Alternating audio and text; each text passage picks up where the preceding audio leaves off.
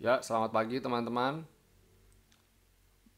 Bergabung kembali dengan saya Erwin Spandi di channel YouTube Winner Stocks Indonesia. Hari ini saya akan mengulas market review dan khususnya saya akan membagikan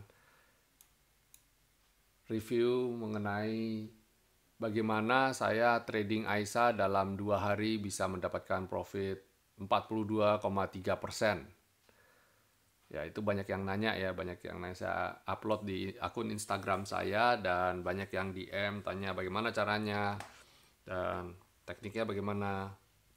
Saya dapat itu lumayan lumayan sinyalnya jelas banget karena saya menggunakan trading system ya. Itu salah satu gunanya trading system. Jadi kalau dengan trading system kita bisa bypass ya, kita bisa lebih cepat mengambil keputusan. Jadi proses pengambilan keputusan menjadi jauh-jauh lebih cepat ya. Oke, saya mulai dari indeks dulu kali ya. Saya akan mulai dari indeks dulu yang mana kembali indeks kemarin membukukan minus 0,13%. Tapi kalau kita lihatnya cuma dari satu bar ini saja, memang terlihat kecil ya, minusnya 0,13%. Karena sebenarnya dia pada pembukaan market itu posisinya sudah di bawah ya. Pada perdagangan Kamis dia tutupnya di 5291. Tapi pada Jumat pembukaan dia sudah di bawah, pembukaan dia sudah 5246. Jadi posisinya gap down dia. Ya. 5281 hari Kamis sore, hari Kamis sore 5281, sedangkan di Jumat pagi dia 5246. Berarti dia turun nih, lompat nih. Kalau kita lihat chart hourly-nya kelihatan tuh dia lompat nih. Ya. Ini penutupan hari Sabtu. Hari Sabtu. Penutupan hari Kamis. Dan ini hari Jumat, boom, dia di bawah. Jadi ini yang kita sebut sebagai gap ya. Dia lompat ke bawah. Kalau lihat hourly-nya sih kelihatannya Senin atau setidaknya 2 hari ke depan masih bisa naik. Kenapa? Bukan karena apa-apa, karena saya lihat lebih ke arah technical rebound. Kalau lihat dari kondisi marketnya sendiri, ya saya berharap V-line ini bisa jadi support ya, dan dia bisa kembali rebound kayak ini. Walaupun saya sebenarnya belum melihat ada katalis positif ke arah itu ya. Potensi kalau dia di sini sesuai dengan remarksnya itu indecision. Chartnya nggak bisa memberi keputusan antara jual atau beli ya. Dia bingung nih karena dia ada di persimpangan jalan. Jadi sistem pun bisa bingung ya. Jadi nggak ada tuh yang memberikan prediksi 100% gitu, nggak ada ya. Nah, perdagangan hari Jumat sendiri kemarin asing masih kembali membukukan net sell ya, minus 991,2 miliar. Cukup masif, asing keluarnya cukup masif ya. Dan pemberat indeks ya, maksudnya yang apa yang maksudnya istilah pemberat indeks? Artinya ini kan indeks, ada harga saham nih. Composite itu adalah indeks gabungan harga saham total yang ada di Indonesia. Indonesia terdiri dari sekitar hampir 700-an emiten perusahaan yang tergabung di dalam Bursa Efek Indonesia ini. Nah, itu pergerakan total 700 itu tergambar dari yang saya sebut sebagai composite ini, atau biasa disebut indeks harga saham gabungan IHSG. Jadi ini summary-nya nih, ini gabungan totalnya nih. Hari ini banyak yang turun apa banyak yang naik, tergambar dari chart ini ya. Ya. Itu penjelasan singkat mungkin bagi Bapak Ibu yang belum pernah mendengar istilah saham bahkan ya. Itu kalau nonton video ini awal-awal saya ngomongin mengenai composite, itu adalah indeks harga saham gabungan total, jumlah total seluruh Indonesia, ya. Nah, pemberat indeks yang dimaksud dan pemberat indeks adalah kalau dia naik berarti ditopang, berarti yang bikin naik itu apa gitu, yang bikin naik. Kalau dia turun, nah kan berarti ada yang narik ke bawah. Kayak istilahnya kaki diiketin bandul batu terus dicemplungin ke dalam kolam gitu kan, berat sekali kan, akhirnya kan turun gitu. Nah, itu namanya pemberat ya. Nah, yang namanya pemberat itu apa? Hari Jumat kemarin siapa aja? Salah satunya adalah Basic Industry. Nah, ini Basic Industry. Basic Industry kembali membukukan koreksi yang cukup dalam ya, minus 1,56%. Sudah ada supportnya belum? Apakah ini sudah areal memantul? Coba kita cek ya. Cek kalau lihat dari chart ini sih sebenarnya sudah break resisten ya, break support ya. Kalau kita gambar ini dari tarik garis dari sini. Nah, kalau tarik garis dari sini sih udah breakdown. Nah, ini dia sudah breakdown. Nah, ini kan udah breakdown. Tapi kalau kita gambarnya dari sisi ini, mungkin potensial itu masih ada. Nah, jadi sudah jebol juga sih sebenarnya, tapi kalau dia masih jebol sedikit ini, maksudnya melenceng dari jalur sedikit, itu masih gampang untuk disetir balik ya, masih gampang untuk disetir balik. Tapi kalau dicek, oh sorry,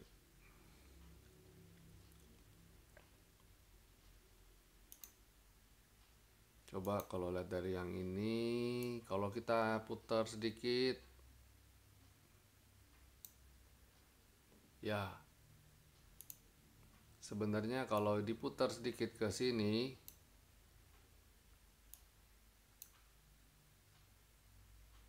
memang ini saya hapus saja biar nggak bingung. Memang saya lihat kalau ditarik garis yang ininya aja nih, dia udah jebol nih. Bahkan kalau saya zoom, nah dia berulang kali mau naik ke atas garis ini pun nggak bisa ya, tapi malah turun. Nah, saya lihat ini garis ini lebih valid nih untuk Basic Industry ini. Jadi saya lihat dalam jangka waktu pendek, Basic Industry masih akan tertekan ya, tertekan. Hawa koreksinya masih lumayan cukup besar. Dan mungkin ini bisa jadi supportnya. Kalau dia turun, kita jaga-jaga Basic Industry apakah bisa rebound dari level ini. Oke. Itu dari Basic Industry. Kedua, yang bobot berat bikin indeks turun adalah dari Miscellaneous Industry. Nah, ada pertanyaan, Pak, Basic Industry dan Miscellaneous Industry bedanya apa? Industri dasar dan industri aneka industri itu apa? Kalau industri dasar, dia adalah industri yang banyak membuat bahan baku dasar ya. Contoh seperti industri pakan ternak, biji plastik ya, itu semua masuk dalam kategori industri dasar. Tapi kalau kayak produsen mobil ya, produsen spare part, itu masuk dalam aneka industri. Nah, ini aneka industri pun sama ya. Kalau dari chart saya, tanpa perlu gambar-gambar kayak tadi yang saya lakukan di basic ya, ini saya kalau lihat dari chart ini posisinya sih sudah breakdown juga, karena dia udah di bawahnya skyline ya. Kemarin saya berharap kalau Bapak Ibu nonton video saya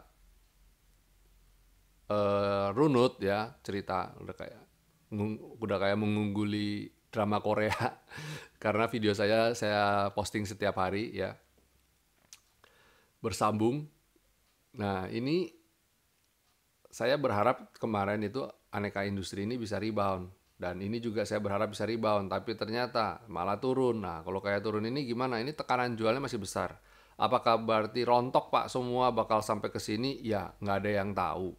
Tapi potensial ke arah sana juga bisa gitu ya. Nah, kalau ke arah sana saya melihat ke depannya. Nah, ke depannya ini nih yang jadi benteng-bentengnya aneka industri. Saya berharap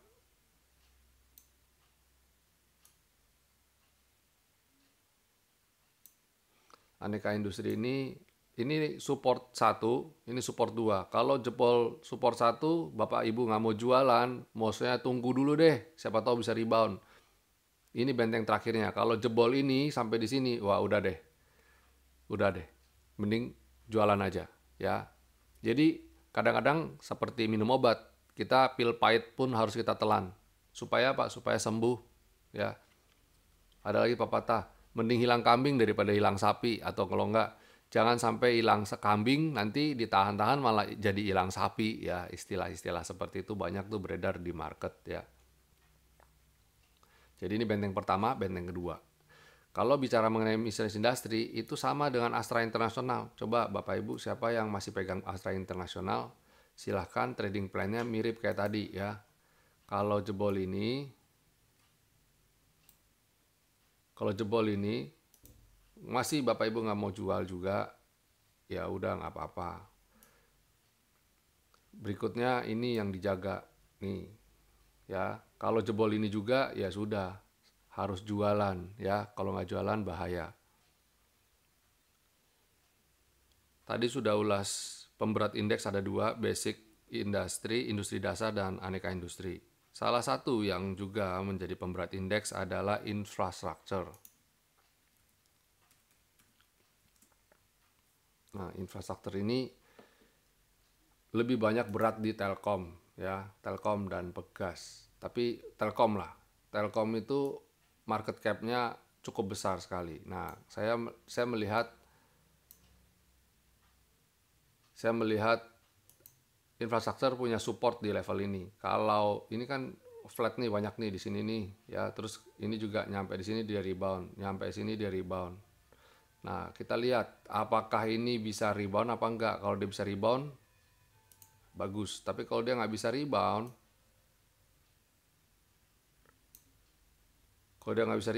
bahaya ya. Kalau dia bisa rebound, tariknya dia setidaknya ke sini dulu.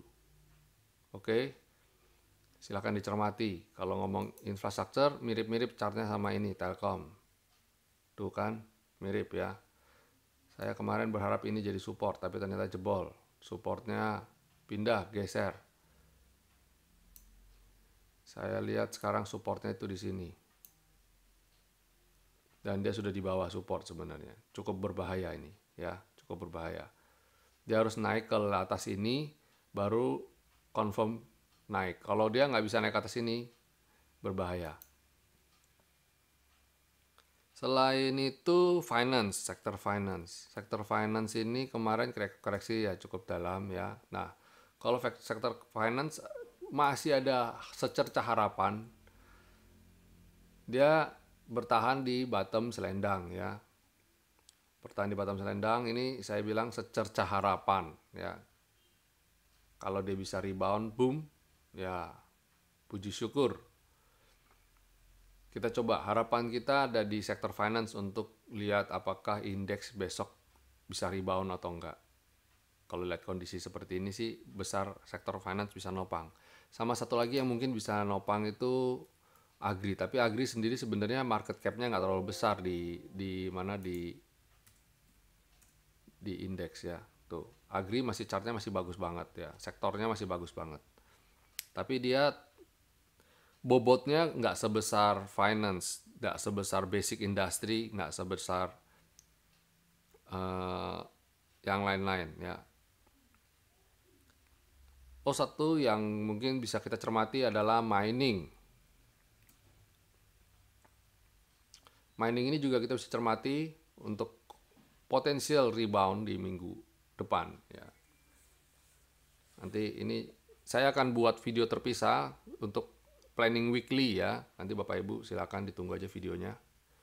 Nah, ini yang untuk harian, setidaknya dari harian juga kita bisa kelihatan sih kalau minggu depan potensial untuk rebound, salah satu pengerek indeks juga. Saya juga sudah ulas beberapa kali bahwa di bulan September dan Oktober, pokoknya yang akhiran bulannya ber itu, silakan cermati sektor mining. Satu lagi yang bagus, kalau indeks lagi demam ya, kalau indeks lagi merah, perhatikan sektor ini ya. Apa itu? Consumer. Kalau indeks lagi demam, perhatikan sektor consumer. Karena potensial yang menopang indeks juga salah satunya adalah consumer. Ini bobotnya juga besar. Jadi di Indonesia yang memegang bobot besar itu ada di tiga lah. Finance, consumer, dan satu lagi basic sama. Ya, basic. Kalau Telkom sendirian soalnya. Kalau ini mereka gabungan dengan consumer tuh, di dalam consumer tuh ada Unilever, ada Gudang Garam, itu dua itu kalau digabung, ada Indofood ya, tiga itu kalau digabung tuh wow, masif. Kalau finance ada BRI dan BCA. Mandiri nggak terlalu, tapi tiga itu kalau digabung juga market cap-nya juga jumbo, pemegang jumbo itu ya, jumbo. Oh, di sini ada HM Sampurna juga, wah consumer lah, raja lah udah. Kalau dikeroyok, main keroyok-keroyokan, wah big giant-nya ada di consumer dan finance. Ya, itu rekomendasi dari saya. Saya untuk minggu depan Senin saya masih konservatif ya, nggak terlalu trading. Saya sudah ada ulas beberapa emiten. Saya tambahkan emiten untuk yang bisa diperhatikan adalah Unilever ya, Unilever kalau bisa kembali, ini dia kan bolak-balik nyampe sini turun nyampe. Nah, ini kalau dia bisa rebound di atas 11 ini bagus nih. Selain Unilever ada Indofood bisa diperhatikan ya, tuh chartnya bagus, masih rapi sekali, uptrend. Lalu ada Mayora ya. Nah, Mayora, terus ICBP sideways. Nah, ini pokoknya yang chart-chartnya masih bagus-bagus semua ini di consumer. Jadi minggu depan silakan Bapak Ibu cermati sektor consumer. Ya. Oke, itu market review dan rekomendasi dari saya.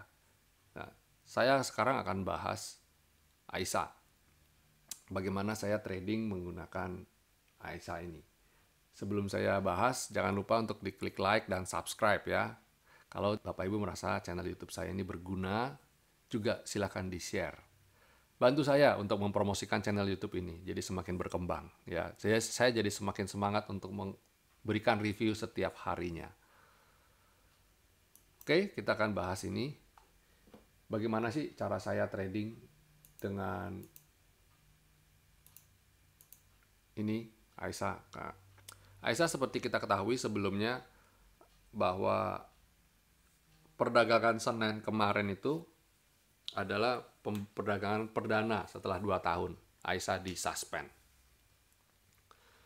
2 tahun AISA disuspend ya, nggak tanggung-tanggung. Karena apa? Karena tidak gagal memenuhi kewajiban membayar obligasi dan ada kekisruhan internal di dalam tubuh AISA sendiri. Saya nggak akan bahas itu karena itu lebih ke arah banyak Bapak bisa baca aja beritanya, banyak di googling. Saya tidak mau nanti terkesan seperti black campaign ya. Jadi untuk itu Bapak Ibu silakan baca aja di googling, banyak kok beritanya, dan berita itu dirilis resmi ya, dirilis resmi. Oke. Nah, ketika perdagangan kemarin dibuka AISA langsung ARB 3 hari berturut-turut ya. ARB 3 hari berturut-turut. Nah, saya nggak pernah berpikiran untuk trading ke saham ini sebenarnya, saham zombie. Karena ini dia udah kayak begini ya. Saya hindari, Bumi, AISA saya hindari. Nggak ada niat sedikit pun. Bahkan saya nggak rekomendasikan. Nah, kemudian tiba-tiba pada perdagangan hari tanggal 3 September itu menjelang penutupan sekitar jam 2-an, tiba-tiba ada saya lihat di alert saya, dan sebenarnya bukan alert system ya, karena alert system saham zombie itu saya nggak masukin alert system, tapi alert itu maksudnya kayak street news, street noise ya, street noise. Orang pada bilang Aisyah terbang gitu kan. Saya bisa baca di grup, wah Aisyah terbang beneran ini. Nah, ketika Aisyah terbang, saya kasih lihat chartnya. Nah ini waktu ini udah agak ini nih, sudah terbangnya udah cukup tinggi di sekitar, sebentar saya geser. Ini enaknya AMI Broker adalah kita bisa belajar ya dari histori. Nah, ketika di sini saya memutuskan untuk cobalah spek buy karena di hourly dia sudah naik ke atas selendang saya. Nah, selendang saya ini adalah salah satu indikator ketika saya mau serok bawah, dia at least harus ada di atas selendang ini. Nah, target saya nggak muluk-muluk. Kalau mamanya memang betul dia naik, biasanya naiknya sampai mencapai skyline ya. Sampai mencapai skyline. Nah, ini coba kita cek. Ini Bapak Ibu bisa lihat harga perolehan saya. Ini kan 152, ini saya masuk 152, terus bertahap saya mulai average up ya, average up. Sehingga perolehan saya jadi 158, hampir 160 kalau nggak salah ya. Ini saya average up, average up-nya tentu saja nggak persis di angka 158 ya. Jadi ketika confirm saya mulai masuk ya, masuk sedikit, berkala masuknya, nggak 2 kali masuk, saya masuknya berkala ya, sedikit, sampai average-nya naik jadi 158. Nah ini hourly-nya, ini pada menjelang penutupan ini. Nah ini ketika penutupan kan kita tahu ditutup arah ya, ditutup arah. Nah saya tadinya berpikir mau jual, tapi waktu itu sebenarnya saya lihat ini kelihatannya momentumnya masih bagus ya, momentum masih bagus, dan target saya kan ke area skyline itu di level 246 itu ya kan. Nah kemudian besokan harinya skyline ya, tepatnya hari Jumat, skyline-nya berubah arah turun jadi 241. Nah ketika dia berubah 241 ini, langsung saya set targetnya berubah, saya turunin. Tentu saja saya nggak persis di sini, biasanya saya turunin ke beberapa tick. Nah setelah saya analisa, saya lihat-lihat, kelihatannya 238, 236, 238 itu adalah paling idealnya ya. Paling idealnya 236, 238. Dan saya komando di grup, tapi waktu komando di grup setelah di level 200-an, setelah confirm kalau ini jalan. Kan ini kan baru jam masih pagi ya, jam 9 ya. Saya nggak berani kalau pagi-pagi calling di grup. Saya lebih prefer tunggu setelah market agak mature, kita jam 9 lewat 15 gitu ya. Itu saya baru berani rekomendasikan. Nah, ketika di 9.15 saya ingat banget. Ini 9.15, harganya 216. Dia swing lah, 216, 214, 216, 214. Saya bilang sama teman-teman di grup, nah ini skyline-nya udah 236 nih, 237. Saya bilang ini kayaknya masih oke nih. Yuk yang mau ambil ke 237 itu gain ke level itu sekitar 8 sekian persen, ini sekitar 8 sekian persen, Bapak Ibu bisa lihat. Nah, dan nanti saya sertakan screenshotnya ya. Ini Bapak Ibu bisa lihat screenshotnya di perolehan saya di 216, 21 average up 214 juga, ambil jual di 236 ya, 8, sekian persen. Jual, begitu saya jual Ternyata dia masih naik ya, dia masih naik, sempat beneran sampai skyline, ya. Mungkin karena deg-degan, biasanya saya nggak terlalu, istilah orang Jawa bilang kemerungsung ya, biasanya saya lebih tenang biasanya, tapi karena ini posisinya baru bangkit dari kubur ya, kayak judul film horor, jadi saya lebih playing safe ya. Apalagi saya bawa teman-teman gerbong, kita rekomendasi trading bareng ya, saya trading bareng, saya ngomongin di grup, jadi udah begini udah jualan aja, saya pikir jualan jualan jualan. Dan kemarin kita beruntung sekali, akhirnya Aisa endingnya, nah seperti Bapak Ibu lihat, Aisa endingnya kemarin malah tutup ya. Kalau kita lihat candle daily-nya lebih lebih agak lebih ini, no, bikin galau candlenya. Jadi kalau besok Senin ya, kalau mau trading lagi silakan, tapi saran saya gunakan chart hourly dulu. Dan saya rencana kalau memang mau trading lagi, saya nunggu di areal ini. Apakah dia bisa mantul nggak dari areal selendang saya ini? Jadi support kan, ini jadi support. Dan saya paling ambil trading pendek, ambil 5 sampai 8% sampai 10% maksimum, untuk kemudian saya jual take profit lagi. Oke, itu insight dari saya mengenai Aisa. Jadi kalau kalau kayak begini pure technical, saya tidak ada, saya nggak ada tuh namanya wah nanti bakal ke sini, nanti bakal ke situ dan lain sebagainya, nggak ada. Kita pure technical ya. Kalau memang peluangnya ada, bagus ya trading. Kalau nggak ada peluang, nggak bagus ya jangan trading.